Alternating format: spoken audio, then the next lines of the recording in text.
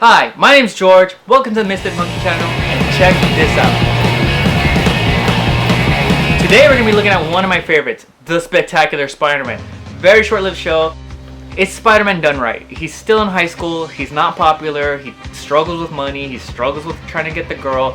It's a great representation of the character and what Spider-Man is about. It's what draws me to the comic books and keeps me buying like Spider-Man every month. To me personally, this is the best animated representation of Spider-Man. I've seen the 60s cartoon, I've seen the 1990s cartoon, I saw the MTV Spider-Man, short-lived Spider-Man show that they had, and they all had their interesting takes on Spider-Man, but this to me is like the most honest Spider-Man there is. Like throughout the season there's an overarching arc, so there's something going on in the background, and the way the villains are introduced makes sense. They're just not coming out of the woodworks just to come out of the woodworks like, oh, I fell into a bad thing and now I have powers and now I'm gonna rob banks and beat up Spider-Man. As far as villain goes, they have so many.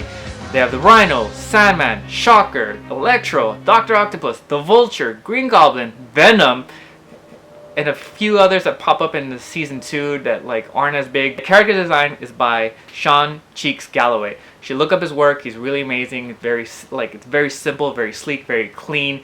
But it works for the Spider-Man show. Character, like, he jokes around, does a lot of quips, does a lot of twips, and like in the 90s cartoons the characters were like really big and bulky. Like in the 90s had like a lot of like pads. Like for some reason superheroes in the 90s had a lot of very tight spandex and then pads on top of that to make them look bigger.